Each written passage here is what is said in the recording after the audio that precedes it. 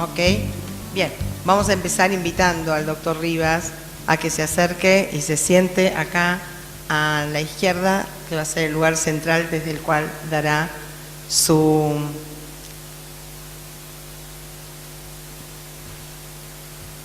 conferencia, su clase. Iniciaremos con él una conversación.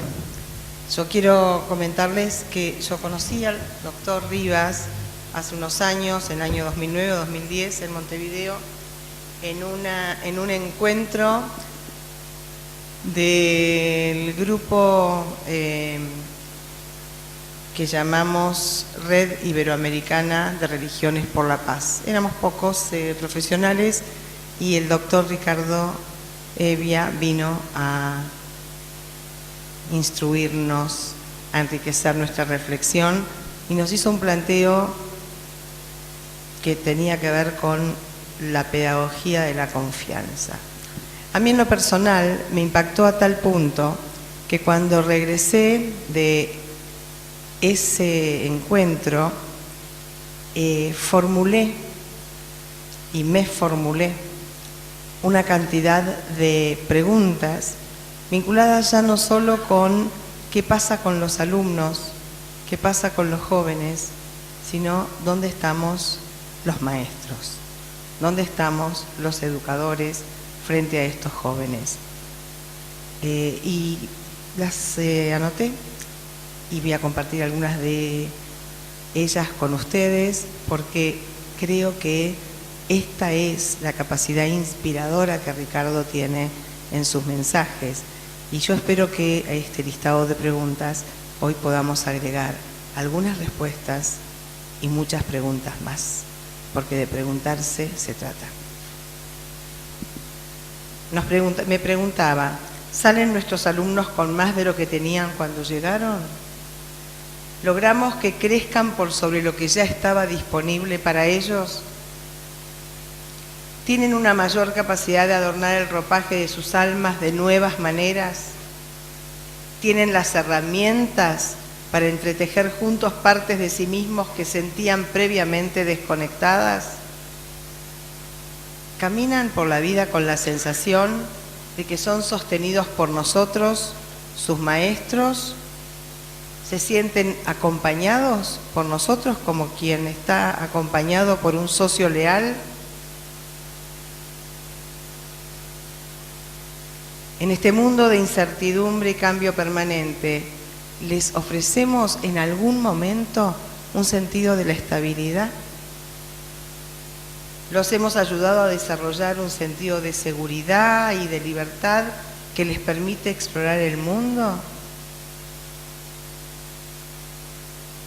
¿Saben que no importa cuán lejos y distante esté el punto de llegada del que se encuentren, porque en sus maestros, en sus profesores, en los educadores, van a encontrar una guía y una ayuda para consolidar su independencia y para desarrollar sus capacidades? Y la última pregunta es si todas estas preguntas que yo me formulé son en realidad demandas a mí misma como educadora y desde mí a todos los educadores, si estaremos a la altura de las circunstancias para satisfacer esas demandas. Y es en este espíritu de la pregunta, del valor que la pregunta tiene, que yo voy pasando la computadora para que el doctor se sienta tranquilo que tiene su presentación acá, que pensamos en el marco de la Comisión Pedagógica de la CORDIEP que para este encuentro, con el lema que elegimos, Escuela, Comunicación, Adolescencia, el doctor Ricardo Evia podía ser un inspirador importante de algunas líneas de acción, de algunas respuestas y seguramente un promotor de nuevas preguntas. Vamos a presentar a Ricardo, un placer tenerlo. Ricardo es el doctor Ricardo Evia Rivas, es profesor de filosofía y Master of Arts en Educación Comparada. Actualmente Coordina el programa de desarrollo profesional docente de la Oficina de Santiago de la Organización de Estados Iberoamericanos para la Educación, la Ciencia y la Cultura, la OEI, donde dirige un curso a distancia, Educar en la Convivencia para prevenir la violencia y aprender a vivir juntos. Es presidente del comité organizador del V Congreso Iberoamericano de Violencia Escolar, fue presidente, que se desarrolló en la Universidad Diego Portales en junio pasado. Es profesor de Ética y Valores en la Universidad y Academia de Humanismo Cristiano y de Diversidad Cultural en la Universidad Central de Chile. Entre 1998 y 2010 fue consultor de la Oficina Regional de Educación para América Latina y el Caribe de la UNESCO, donde dirigió programas sobre educación para la paz, la convivencia democrática y los derechos humanos, y sobre políticas educativas de atención a la diversidad cultural en varios países de América Latina. En esta primera sesión del día de hoy, el doctor Evia se va a referir a los climas escolares. El título de su ponencia, él la va a plantear y está ya ahí: climas escolares tóxicos y nutritivos. ¡Wow! Pasada esta primera etapa de la primera ponencia, tendremos un break y vendrá la segunda ponencia. Vamos a organizar la ponencia de esta manera. El doctor finalizará la ponencia.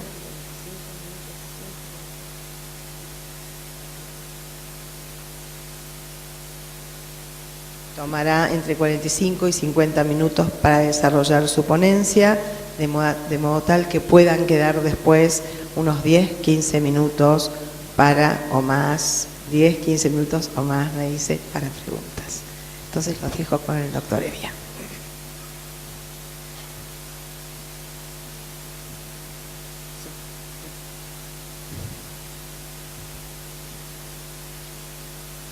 Muchas gracias, Tania.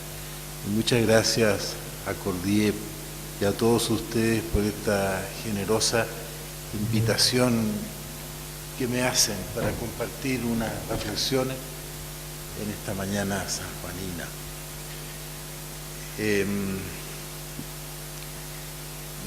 La presentación es mucho más halagatoria de lo que merezco, creo. Engañan los títulos. No creo tampoco mucho en ello. Lo que sí, hoy día me voy a referir a un tema de convivencia, de climas escolares, y en la segunda parte algunos temas relacionados a cómo enfrentar la violencia escolar. Están muy relacionadas las dos cosas, que son fruto de la reflexión de un grupo de amigos, colaboradores, que hemos hecho en la Organización de Estados Iberoamericanos, formando este curso de que hablaba Tania, entre ellos Fernando Neto, que le tengo mucho respeto y cariño, trabaja en el Ministerio de Educación de Argentina. Gran parte de la reflexión que voy a hacer hoy día también se la debo a él. O sea, esto no es muy propio mío, sino que es fruto de la reflexión de un grupo de compañeros, amigos de México, de Argentina, de España y de Chile. Climas escolares tóxicos y nutritivos es la presentación. El título de los climas tóxicos y nutritivos está tomado de la doctora Neva Milicic, que es una psicóloga que trabaja en la Universidad Católica de Chile, y ella hace ya 10 años o más viene trabajando el tema de los climas, y ella, para diferenciar los climas hóspitos y de los inhóspitos, habla de los climas tóxicos. Hay ciertos ambientes que hacen mal en la escuela, eso es lo que domina como climas tóxicos, enrarecidos, contaminantes, a diferencia de los climas positivos, nutritivos, que tiran el ánimo para arriba y que ayudan al aprendizaje. De ahí viene la diferencia.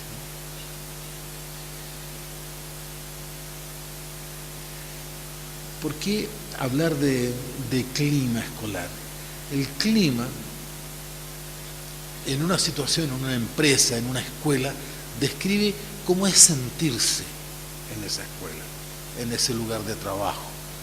Cómo son las relaciones que se dan a diarios en ese espacio. Es una valoración del lugar de trabajo, una valoración positiva o negativa de ese lugar de trabajo. Entonces el clima califica la capacidad de acogida o de no acogida que tiene una empresa, una escuela, una familia también.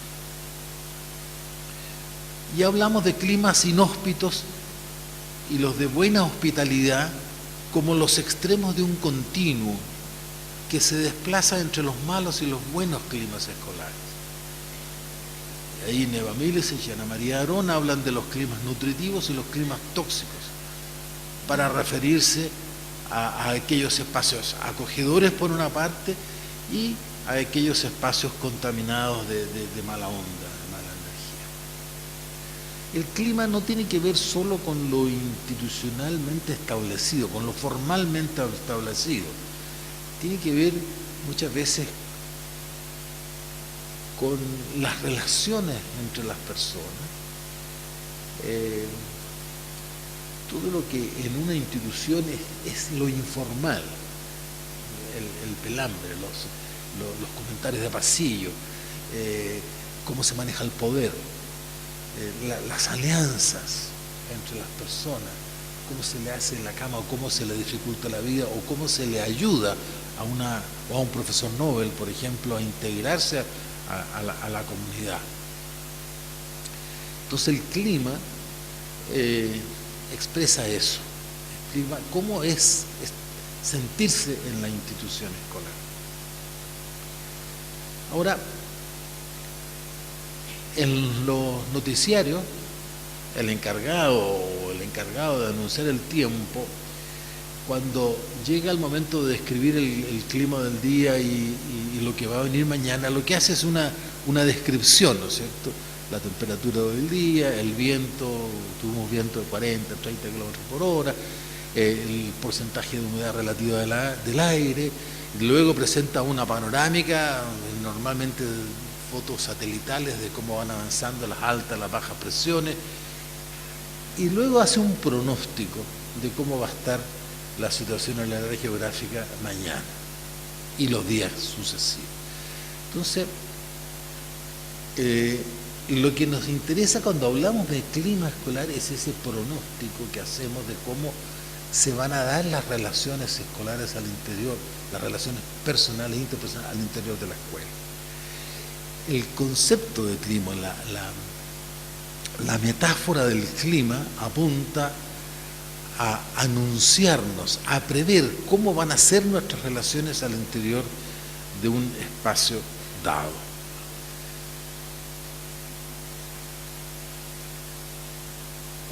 Fernando Oneto es el que habla de que el clima se refiere a la temporalidad de la experiencia escolar. La experiencia escolar es un espacio dado, un espacio, pero lo importante cuando referimos a la convivencia es no solo el espacio, sino que es el tiempo, porque es en el tiempo en que las cosas van cambiando, las dinámicas de las relaciones entre los profesores, entre los estudiantes, entre los equipos directivos y los estudiantes cambian. No solamente es el espacio el que cambia, es el tiempo en el que cambian las relaciones. Por lo tanto, cuando hablamos de clima escolar, nos estamos refiriendo a la temporalidad de la experiencia en la escuela.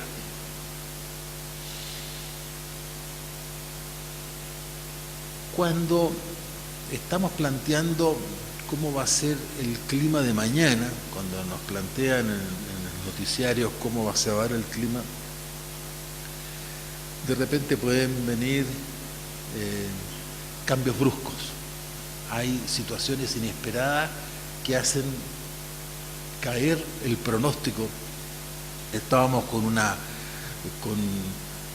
un clima escolar que venía haciéndose cada vez más cálido, pero de repente viene una tormenta, cambian las presiones y el pronóstico cambia. Cuando hay un hecho inesperado, alguna situación inesperada, lo que cambia es el pronóstico.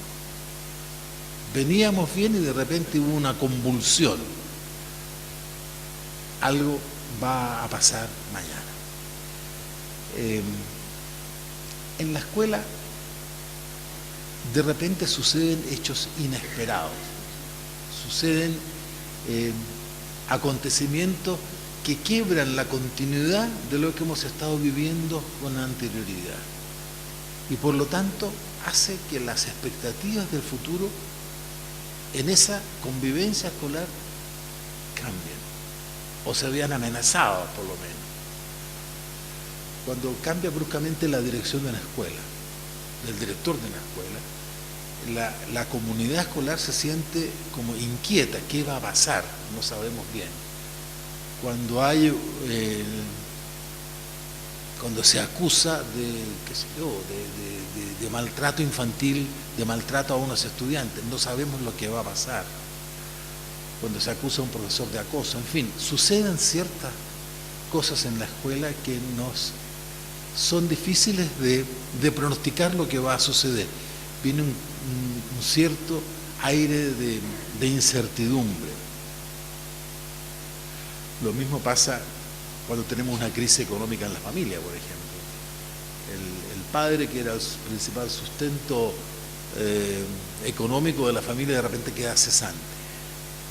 Lo echan del lugar de trabajo y bueno, entonces viene un clima de inseguridad, de inestabilidad. Hay algunas novedades en la escuela que nos permiten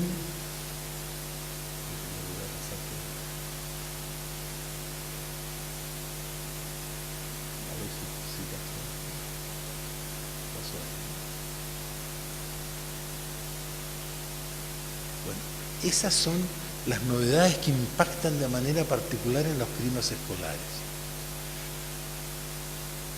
Primero, tenemos una población que antiguamente no estaba en la escuela y que hoy está en la escuela. Todo era más tranquilo cuando había menos estudiantes, menos familias que accedían a la escuela. Hoy día, con la cobertura universal que tenemos de la enseñanza básica y media, primaria y secundaria, gente que antes no estaba acostumbrado a la escuela, hoy día irrumpen en las salas de clase. Y eso genera una cierta inestabilidad, porque no sabemos si ellos se van a adaptar o no se van a adaptar a la cultura de la escuela, a la cultura tradicional de la escuela. Hay un segundo elemento que es la ruptura valorativa o del consenso valorativo con las familias. Hoy día cuesta más ponerse de acuerdo en determinados valores con la familia. La familia se hace más exigente también con respecto a determinados valores de la escuela. No siempre hay concordancia entre las exigencias que hace la familia al estudiante y las exigencias que hacen los docentes a los estudiantes. A veces hay una ruptura. Las familias son más permisivas, la escuela es menos permisiva, o al revés. Y por último, las nuevas tecnologías de la comunicación que han invadido la cultura juvenil, que son parte esencial hoy día de la cultura juvenil, generan tensiones también con la cultura de la escuela, con la manera tradicional de encarar el tema de las comunicaciones. La velocidad con que hoy día se comunican los chicos es impresionante. Los chicos son capaces de montar, y eso lo vemos en los movimientos estudiantiles hoy día, de un día para otro, en un par de días ellos montan una marcha de 50.000 o 80.000 personas en Santiago. Y eso por las redes sociales, por Facebook y todas las cosas. Entonces, eso es un elemento nuevo de la cultura de la escuela que hace impredecible, en cierto sentido, los climas, cómo van a resolverse determinado tipo de conflictos generados por esta velocidad de la comunicación. Entonces, eso hace que los climas sean cada vez más impredecibles, más inciertos a futuro.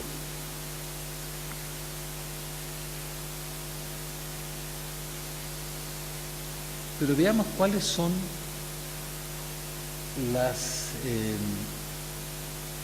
dimensiones de los climas escolares. Si los climas escolares entonces son importantes para definir y pronosticar cómo se va a dar la convivencia escolar, tenemos que poder señalar por lo menos algunas dimensiones de los climas escolares, dimensiones y subdimensiones para ir haciendo más manejable el término de los climas. ¿Cuáles serían aquellos indicadores que nos permitan hacer buenas anticipaciones respecto a lo que va o lo que pueda ocurrir en la convivencia escolar? Y entre los indicadores que pronostican la calidad de los climas, aquí señalamos por lo menos 3 indicadores. En primer lugar, el tema de la confianza. Cómo se da la confianza en la escuela es un indicador de absoluta importancia para determinar cómo van a ser los climas escolares, para pronosticar si vamos a tener buenos climas o malos climas, climas tóxicos o climas nutritivos en la convivencia. El segundo indicador es cómo nos vamos a anticipar a los riesgos y cuáles serían esos riesgos escolares. Confianza y riesgos van de la mano. No hay confianza si uno no asume ciertos riesgos. La confianza supone un acto de fe en el otro, en que yo le voy a creer al otro, y creerle siempre implica como un salto al vacío, es decir, bueno, yo te voy a creer, pero no sé cómo tú me vas a responder, ojalá que respondas bien a la confianza que yo te doy. Entonces, siempre al lado de la confianza hay elementos de riesgos. En la medida que podamos disminuir al máximo los riesgos, vamos a tener mejores climas escolares. Entonces, ¿cómo nos podemos anticipar al riesgo? Ese va a ser también un buen indicador de un clima. En la medida que yo pueda, estoy hablando que esto es muy difícil en una época de mucha incertidumbre, cuando se meten, hay muchas novedades que interrumpen, como recién decíamos, acontecimientos que interrumpen los climas o que hacen dificultoso el pronosticar buenos ambientes. A pesar del ambiente de incertidumbre, uno tiene que tratar de disminuir el riesgo. Ese es el segundo indicador que vamos a ver. El tercer indicador es más conocido, es lo que se relaciona con las expectativas académicas, con el efecto Pygmalion y otros que ustedes bien conocen. Pero vamos a empezar por este. Aquí esto ya está paralelo. Vamos a empezar por el tema de la confianza, al que hacía alusión Tania cuando hacía la presentación.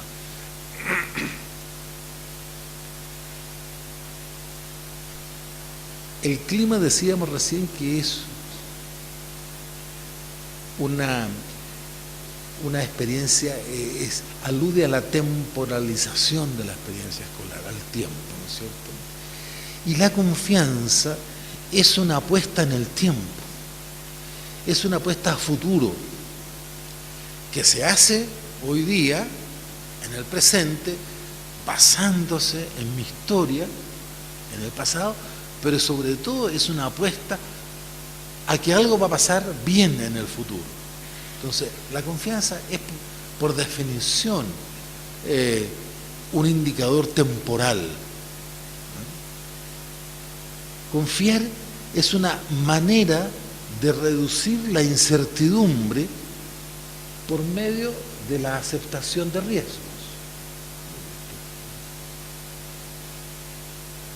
Ahí.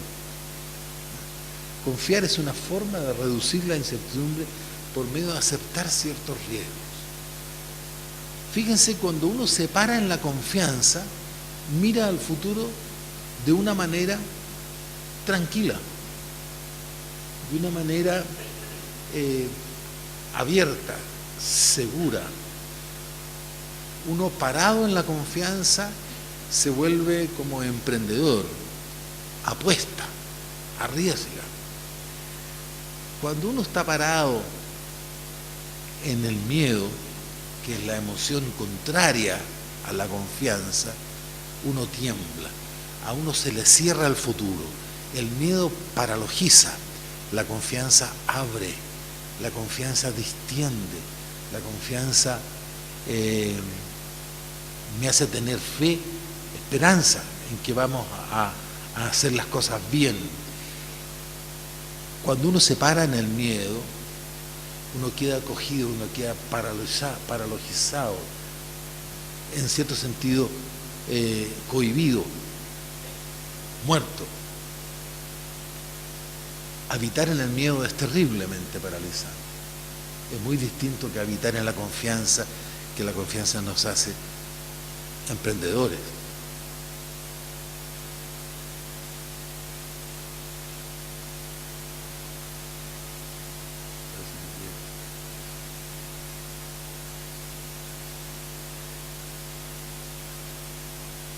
Uno de los sentidos de la educación es si formamos a nuestros jóvenes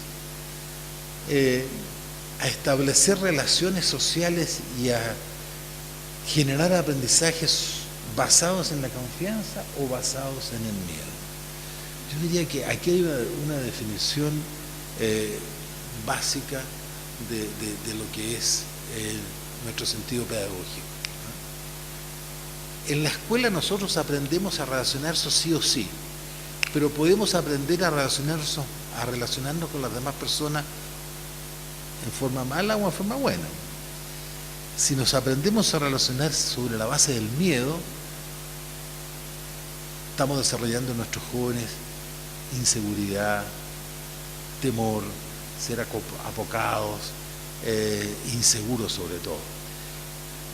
Pero podemos enseñar a nuestros jóvenes y a nuestros niños a relacionarnos sobre la base de la confianza y tenemos aprendizajes absolutamente distintos.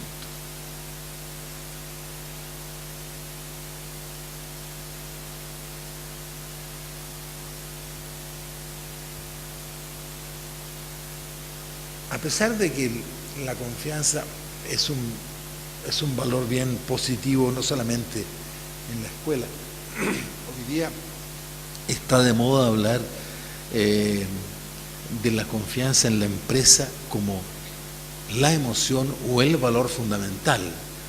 Ya no se habla solamente de recursos humanos, hoy día se habla fundamentalmente del recurso de la confianza.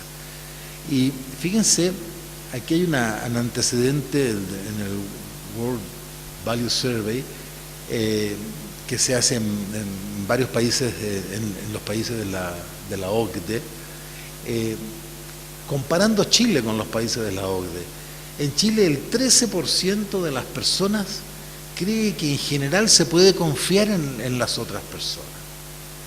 Ese porcentaje en los países de la OCDE es el doble, es el 36% de las personas creen que se puede confiar. Entonces hay algo en nuestra sociedad, en Chile, no me atrevo a hablar de Argentina, pero hay algo en la sociedad chilena que somos desconfiados por naturaleza. El 70% de los chilenos piensa que las personas tratan de aprovecharse de ellos, mientras que en los países desarrollados esa respuesta alcanza al 35%, a la mitad. Tenemos una especie de delirio de persecución, que creemos que nos están haciendo daño a las demás personas. Entonces, como la sospecha en las relaciones personales, en las relaciones humanas, es como lo natural en nuestra sociedad. No tengo el dato de Argentina, pero no debe ser tampoco muy diferente. Si esto lo comparamos con otros países de la región, no creo que Chile sea mucho peor o mucho mejor. Entonces hay un dato de que la confianza no es un valor fundamental en nuestras instituciones y tampoco en la escuela. Y esa es mi preocupación. Porque para ser un país desarrollado, tenemos que construir confianzas, pero no solo desde arriba, desde las políticas públicas, sino que hay que construirlas desde abajo, desde las prácticas de enseñanza y desde los aprendizajes que la escuela favorece. Entonces, la confianza debe ser uno de los valores fundamentales que nuestras comunidades deben desarrollar, nuestras comunidades escolares. ¿Por qué? Porque la confianza es esencial para el aprendizaje. En definitiva, si uno hace un análisis retrospectivo de la experiencia personal de cada uno de nosotros y nos preguntamos aquellos aprendizajes que nos han marcado en la vida, en nuestra experiencia escolar, si somos honestos vamos a tener que decir que los aprendizajes más importantes los hemos obtenido de profesores que confiaron en nosotros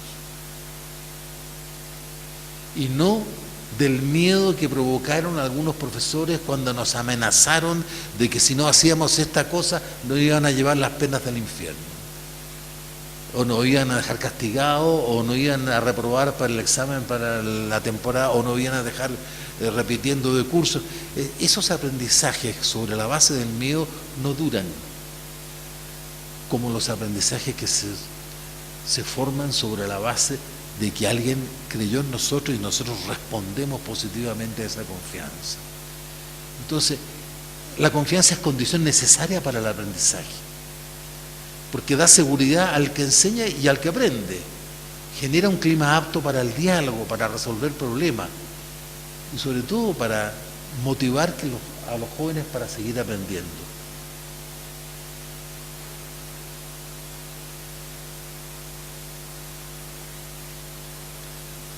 Entonces, una educación de calidad requiere que los estudiantes cultiven la confianza primero en sus propias capacidades. A veces los profesores, perdónenme, pero somos bien macabros en esto, no hacemos más que inculcarle el defecto o el error y que no fuiste capaz y le cargamos de culpa al joven. Estamos, no sé, pero hay algo que nos pasa, a lo mejor es instintivo, pero tender a echarle la culpa al niño que es flojo, que es incapaz, etc. Entonces, primero hay que desarrollar confianza en las propias capacidades, en las capacidades de los profesores, en el dominio que los profesores tengan sobre su materia. Confianza en el grupo de compañeros y compañeras. Es muy importante el aprendizaje entre pares para los jóvenes, para los niños. Tenemos que enseñarle también a confiar en sus superiores, en el personal directivo de la escuela, en el entorno comunitario, que los niños se creen en un ambiente de confianza. Y la confianza nace en primer lugar, por la confianza que tienen que tener ellos en sus propias capacidades. Si nos preguntáramos cuáles son los indicadores de confianza, porque claro, podemos hablar en general pero ¿cómo vamos a medir si hemos logrado un nivel de adecuado de confianza para asegurar una buena convivencia, una convivencia nutritiva? En primer lugar, yo les decía la autoestima.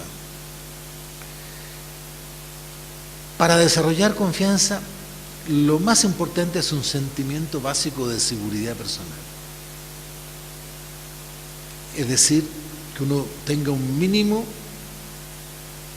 de conocimiento sobre sus propias fortalezas, reconocer cuáles son mis fortalezas, pero también reconocer mis debilidades, y una confianza en la capacidad que yo tengo. Yo tengo que creerme el cuento de que soy capaz.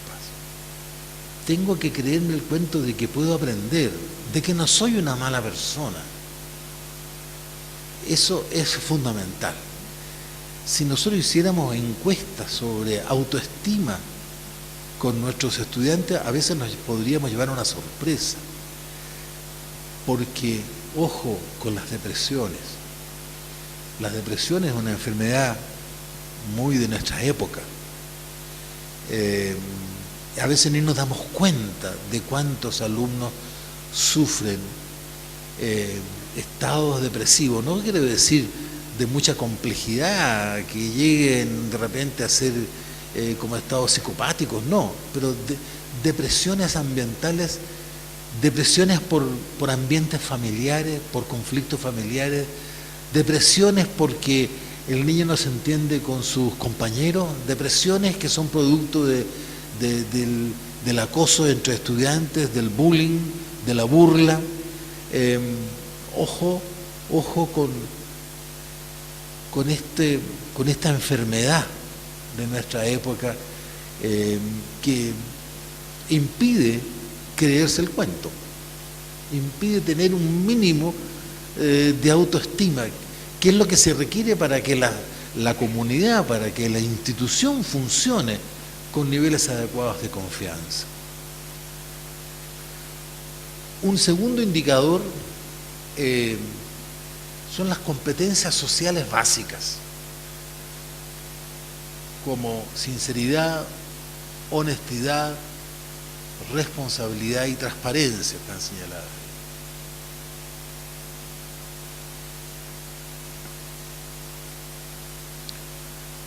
Cuando una persona es confiable, cuando yo le creo en la palabra que él dice.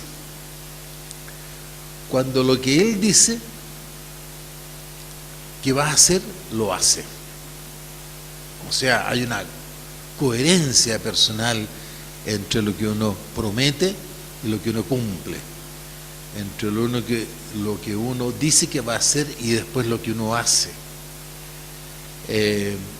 Cuando no hay doblez en la persona, cuando hay una coherencia en el actuar, cuando uno piensa y dice lo que siente, y no cuando uno sospecha que está actuando, está poniéndose una máscara. Las personas sabemos cuando son confiables. Sin esas competencias sociales que podemos destacar en la escuela, como la responsabilidad, la transparencia, la sinceridad, es muy difícil que tengamos una comunidad que actúe basada en la confianza.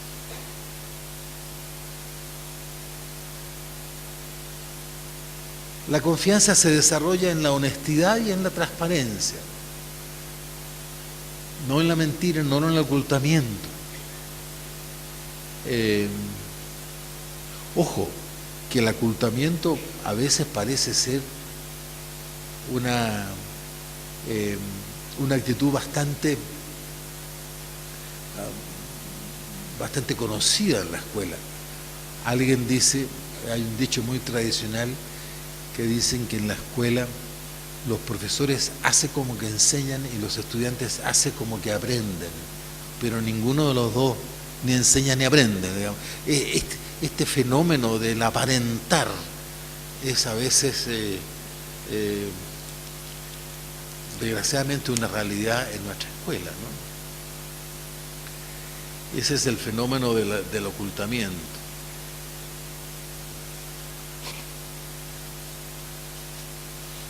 La confianza es producto de una buena comunicación. Creo que eso lo vieron ustedes ayer, me parece. Una buena comunicación es central para tener una institución que funciona sobre la base de la confianza, donde las cosas se dicen de cara, de frente, con absoluto respeto, pero no se ocultan, no se engañan. Esto de la comunicación es un temazo, hay que desarrollarlo largamente por otro lado, porque a veces uno cree que se comunica y no se comunica. No porque uno hable se está comunicando. Para comunicarse hay que tener un feeling, un querer, una ligazón de escucha y de empatía y de entender lo que el otro me quiere decir. Y muchas veces nosotros hablamos sin querer escuchar y no establecemos conversaciones, sino que lo que hacemos al hablar son no conversaciones. Entonces el tema de la conversación y de la comunicación en la escuela es crucial. ¿Qué es lo que queremos decir cuando nos estamos comunicando? Ese es un tema, seguramente lo van a ver en otra oportunidad, o ya lo vieron ayer también. La empatía y la asertividad son también otras competencias sociales que ayudan al desarrollo de la confianza. Un tercer indicador de confianza es el sentido de pertenencia, participación y asociatividad. La confianza se potencia cuando uno se siente parte de la comunidad, cuando se trabaja en pequeños grupos, cuando se está conectado a redes y se tienen referentes sociales. Eso es central. La confianza aumenta cuando a los estudiantes se les delegan tareas y ellos asumen compromisos, responsabilidades. Generar confianzas requiere de espacios democráticos donde alumnos y docentes se sientan partícipes y responsables de las decisiones en los ámbitos de acción que les incumben. Hay problemas que son de incumbencia de los docentes y de los alumnos y otros que no son de incumbencia, pero hay que tener responsabilidades y participación en aquellos actos que sí nos incumben. El sentido de pertenencia, cuando uno se apropia de la institución, es central para que la institución opere sobre la base de la confianza.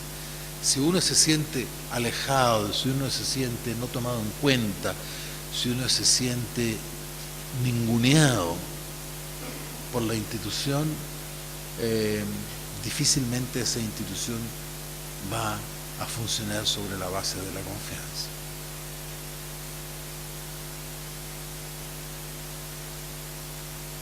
Una comparación de cuándo hay confianza y cuándo no hay confianza en la escuela nos puede servir para ir comparando si nuestra escuela está funcionando o no sobre la base de la confianza.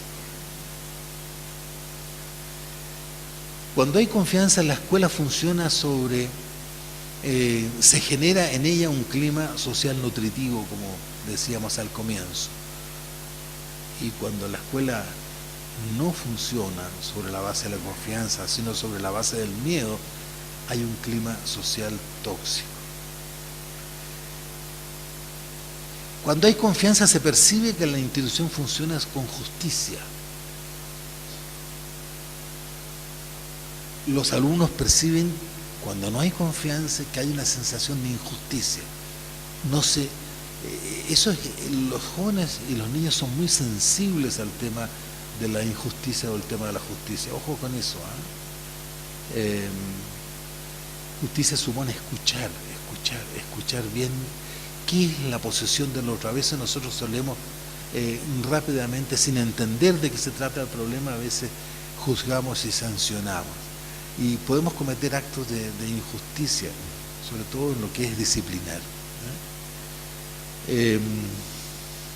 Cuando hay confianza, hay una valoración de las personas. No hay reconocimiento y hay descalificación de las personas cuando no hay confianza. Cuando hay confianza, predomina una valoración positiva. Y cuando no hay confianza, lo que predomina como ambiente en la escuela es la crítica, una crítica ácida, una crítica que todo está mal, que todo es injusto. Cuando hay confianza,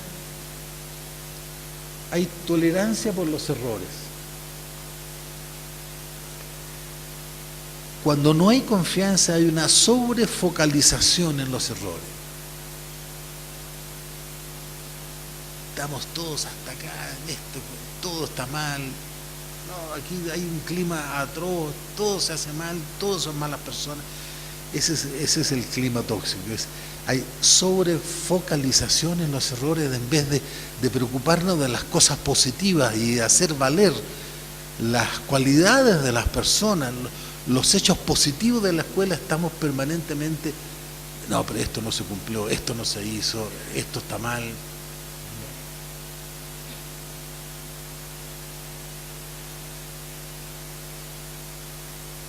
Hay una sensación de ser valioso, de ser alguien valioso cuando hay confianza. Cuando no hay confianza, las personas son invisibles, pasan desapercibidas, como que nadie le hace pases, bolas.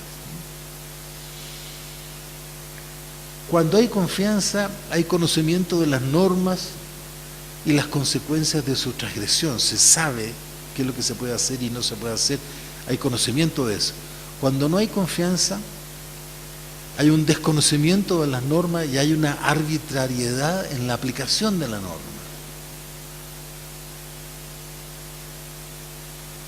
Cuando hay confianza,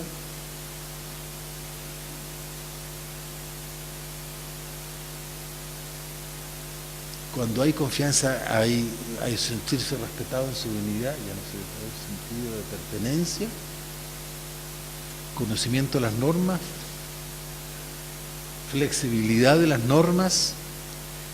Contra lo que hay es, cuando no hay confianza, hay rigidez de las normas.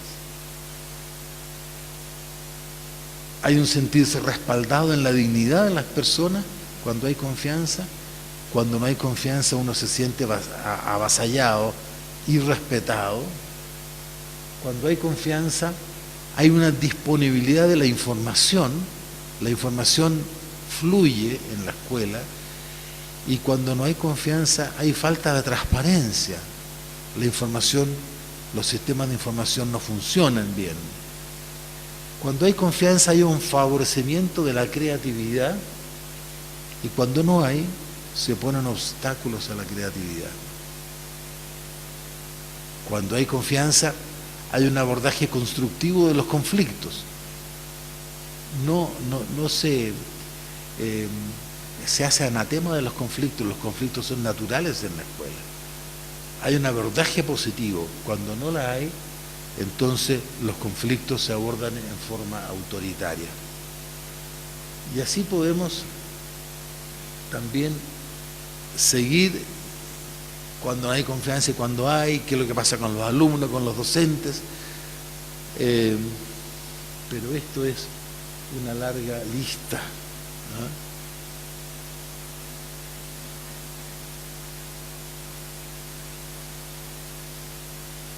En definitiva, si la confianza es la base para operar un cambio en la cultura escolar, necesitamos implementar esto que llamamos una pedagogía de la confianza. Bueno, eso con respecto al primer indicador.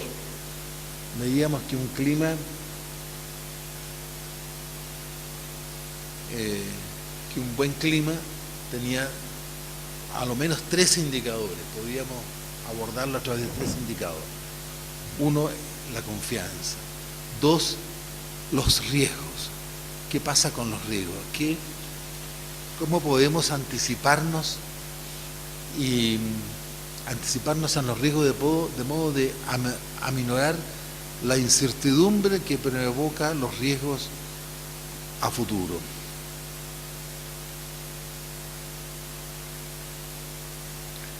Y eso es lo que vamos a ver ahora, la anticipación de los riesgos. ¿Cuáles son esos riesgos escolares?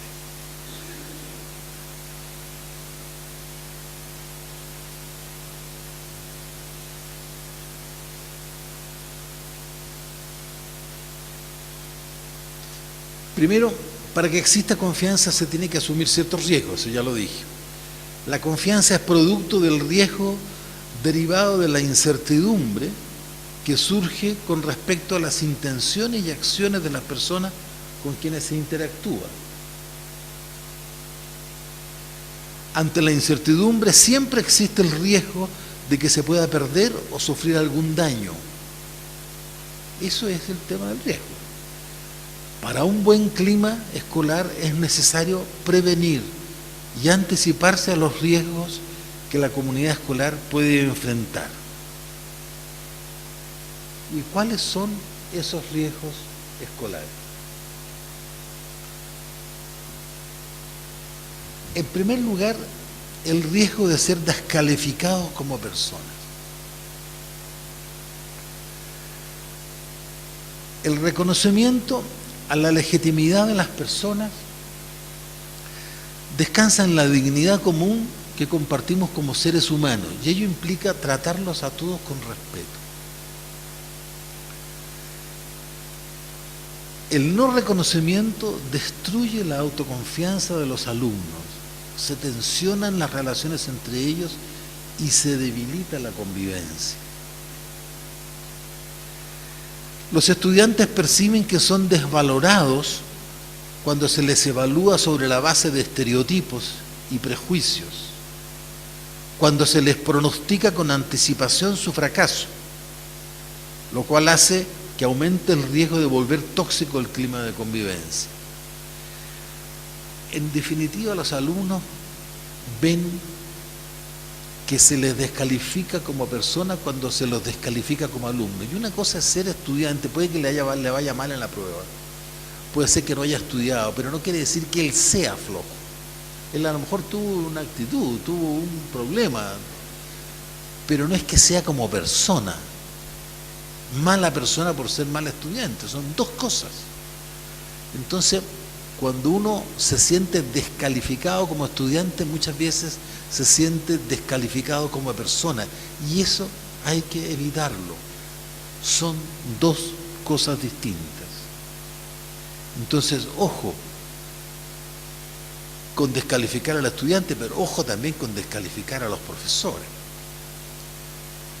A veces, porque el profesor tuvo un mal día, tuvo un encuentro, llega a la dirección y le hace la cruz y lo castiga o qué sé yo qué, ¿no? Pero ojo, que la descalificación no solo corre para los alumnos, también corre para los profesores. Un segundo riesgo que hay que tratar de evitar en la escuela es el riesgo del debilitamiento de la autoridad docente. Evitar la anomia también. ¿Por qué? Porque el clima se apoya mucho en la vigencia de la autoridad de los profesores. Si a los docentes no se les reconoce autoridad para conducir el proceso formativo y se les descalifica, entonces aumenta la incertidumbre, aumenta el riesgo. Y ojo, a los docentes se les descalifica no solamente los equipos directivos, las autoridades comunales, sino que también las familias tienden a descalificar a los profesores, y muchos. Los estudiantes tienden a descalificar a los profesores. Descalificar a los profesores, en definitiva, es no dar la autoridad para enseñar. Y si un profesor no tiene autoridad para enseñar, ¿qué va a hacer? ¿Cómo esa escuela va a operar con un buen clima escolar? No puede. Entonces, ojo con el debilitar la autoridad de los profesores. La principal medida para incrementar la autoridad del profesorado es ejercer la autoridad y transmitir confianza. Eso es una expresión de Díaz Aguado. Ahora, muchos jóvenes que antes no estaban matriculados en la escuela y que hoy sí lo están, se sienten como desadaptados en esa escuela. La escuela no los motiva y no le muestran a ellos un futuro adecuado a sus necesidades. Entonces van a tender también a rebelarse contra eso.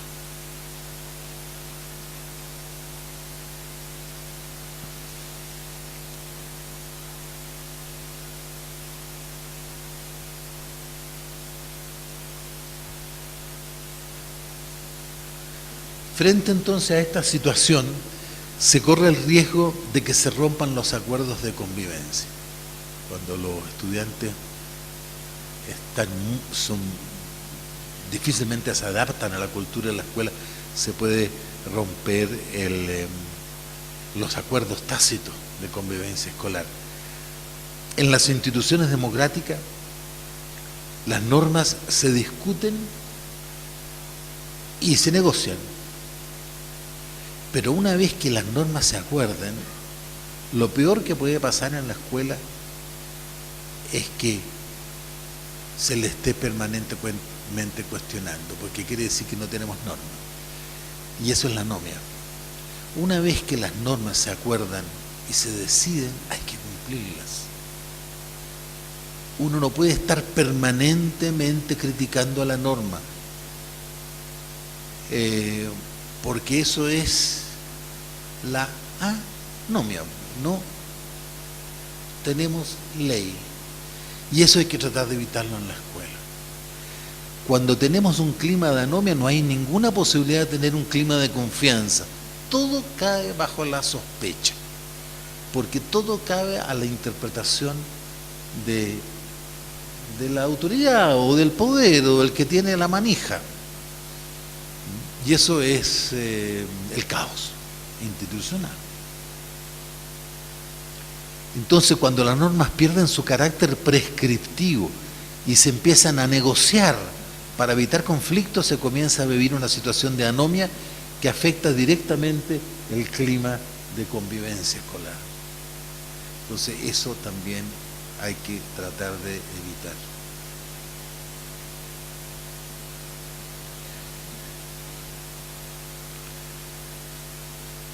Y en tercer lugar, el tercer indicador de buen clima era de las expectativas académicas, que es, yo les decía, es más conocido. El clima de una escuela depende en gran parte de las expectativas que los profesores tengan sobre el aprendizaje de sus alumnos. Y la relación entre clima y aprendizaje es un camino de doble vía. Climas hospitalarios favorecen buenos aprendizajes y buenos aprendizajes favorecen climas nutritivos, de buena relación. Si se mejora la enseñanza y el aprendizaje, se estará operando en las expectativas y mejorando el clima escolar. Entonces eso es un clima, es un círculo virtuoso.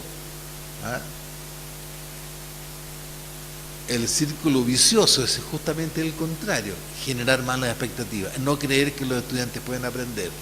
Y cuando uno le transmite a los jóvenes que ellos son incapaces de aprender lo que tienen que aprender, entonces el clima comienza a envenenarse y comienza a todo ir en retroceso. Es lo que ustedes conocen como el efecto Pygmalion. Ver a otro como deseamos que él sea, va a terminar siendo tal como lo deseamos nosotros que él sea.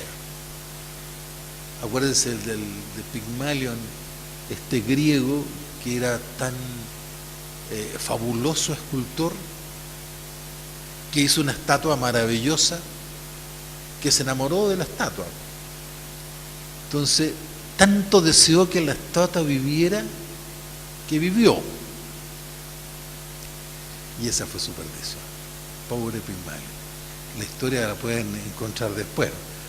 ¿Cuál fue el efecto de haberse enamorado de su criatura, ¿no? Entonces, ojo con el efecto Pygmalion. Que nosotros queremos que las personas sean como nosotros queramos que sean, ¿no? Y no como ellas deben florecer. Si el docente le transmite en cualquier forma de lenguaje que no espera que apruebe su materia, el alumno lo va a internalizar y va a confirmar esa expectativa. Conclusiones, entonces. Ya me alargué demasiado. Primero, la confianza y los mecanismos para prevenir los riesgos de maltrato son dimensiones referidas a la temporalidad de la experiencia escolar y permiten anticipar cómo se va a configurar la convivencia al interior de los centros escolares.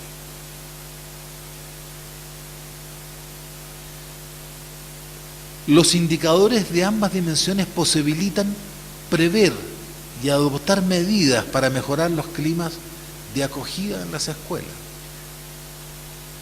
Tanto la confianza como la prevención de riesgo, y agregaríamos las expectativas académicas también, posibilitan adoptar medidas para mejorar los climas.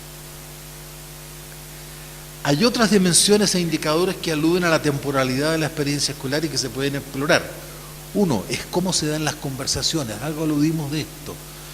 Las conversaciones, que no siempre son los actos de aula, ¿no?